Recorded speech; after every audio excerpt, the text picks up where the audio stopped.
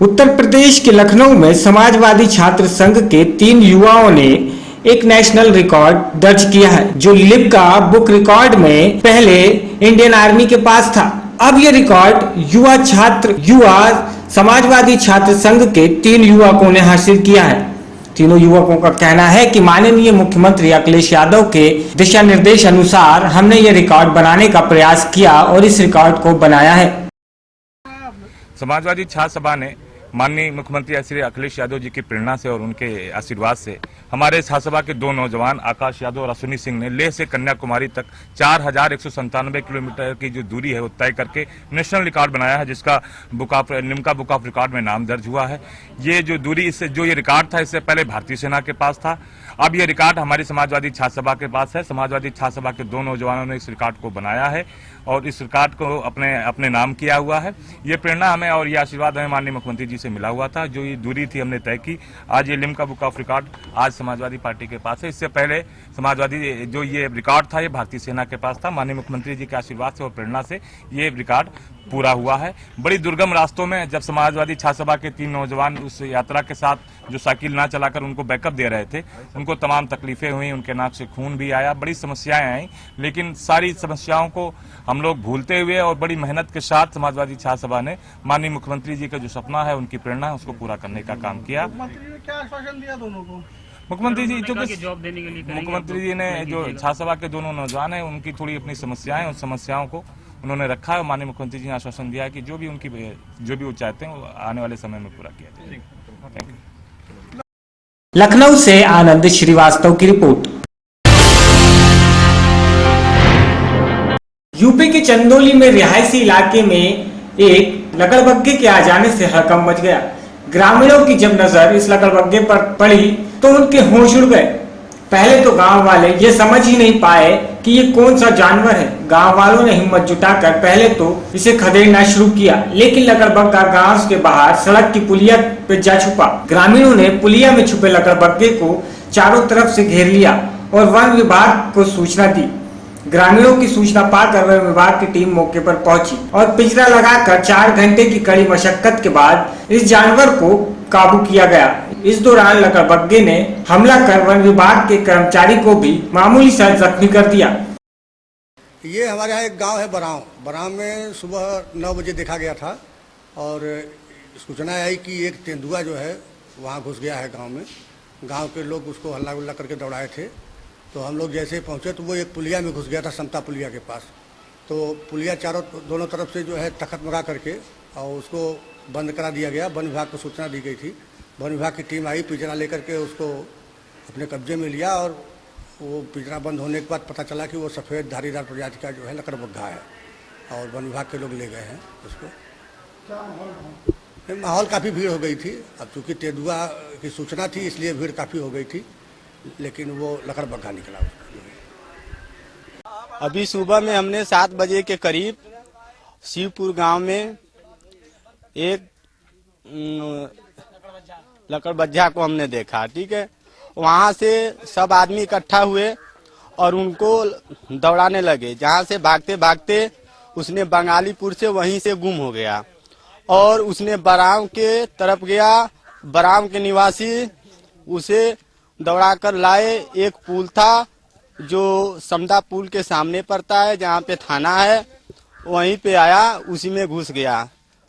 तो प्रधान के पास हम लोग गए, 2 चौकी लाए, दोनों तरफ से ढक दिए। ढकने के बाद मीडिया वालों को बुलाए, थाने अधीक्षक को बुलाए, पुलिस प्रशासन आई। इसके बाद हमने पिंजरा मंगवाया। पिंजरा सिकंदरपुर से आया और पिंजरे में उसको हमने पैक करके जहाँ का तहाँ भेज दिया। कैसे पकड़ा गया, कहाँ ले जाया गया? वो उस पुल के नीचे पड़ा था और पिंजरा लाया गया। पिंजरे के अंदर उसे उस पार से आदमी ने आवाज दिया और पिंजरे में घुस गया। उसको ट्रैक्टर के ऊपर डाले, ट्रैक्टर को रामनगर के तरफ रवाना किया गया। ये सुबह सूचना आई और राजपथ के साथ हम लोग वहाँ पर कलानी गांव के पास पहुँचे और कलानी गांव के पास ये सूचना मिली कि ये तेंदुआ आया है। गांव वालों ने जो है उसको दौड़ाया तो वो जाकर के कलानी गांव के पास एक पुलिया में घुस गया। और पुलिया को दोनों तरफ से गांव वालों ने चौकी के माध्यम से उसको बंद कर दिया। तब तक हम लोग पहुँचे वहाँ, तो वहाँ पर पिंजड़ा मंगा करके पिंजड़ा लगाया गया, जो कि 4 घंटे ऑपरेशन के बाद वो पिंजड़े में कैद कर लिया गया।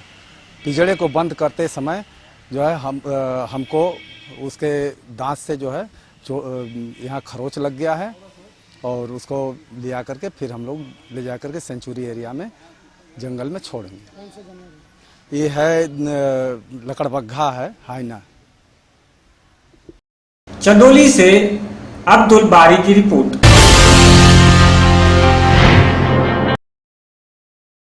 कांग्रेस का नारा है 27 साल यूपी बिहार।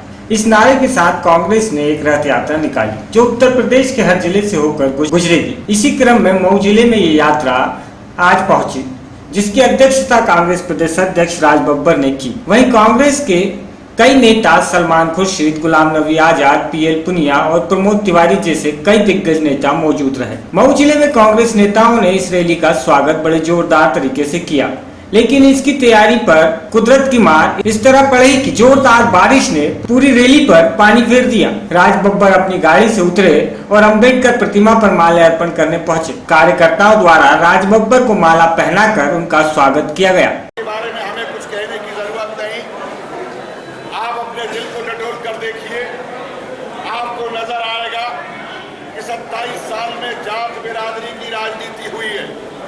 इस राजनीति के अंदर उत्तर प्रदेश का कोई विकास नहीं हुआ। कम से कम मऊ के लोगों को, इस क्षेत्र के लोगों को किसी से पूछने की जरूरत नहीं। जो यहाँ पर कांग्रेस की सरकार थी, हमारे कांग्रेस के नेता थे, हमारे कल्पनाथ राय जी थे, जो कांग्रेस की पार्टी की सरकार रहने पर यहाँ पर जब पड़ोस में चंद्रजीत यादव थे तो यहाँ पर सूत मिल था। जब कांग्रेस की सरकार नहीं रही तो वो सूत मिल बंद कर दिया गया, चीनी मिल बंद हो गए। तालियां ऊपर से ना बजाओ, क्योंकि तालियों से फायदा नहीं है। तालियां बजा बजा के हमने 27 साल गंवार दिए।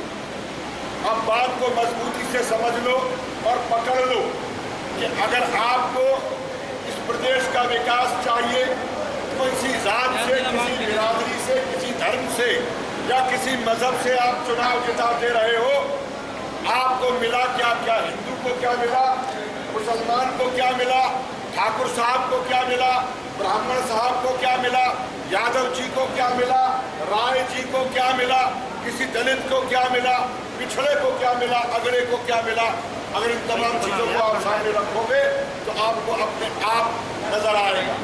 जब तक कांग्रेस की सरकार नहीं आएगी, जब तक आपकी सरकार नहीं आएगी, सबकी सरकार नहीं आएगी, विकास नहीं हो सकता।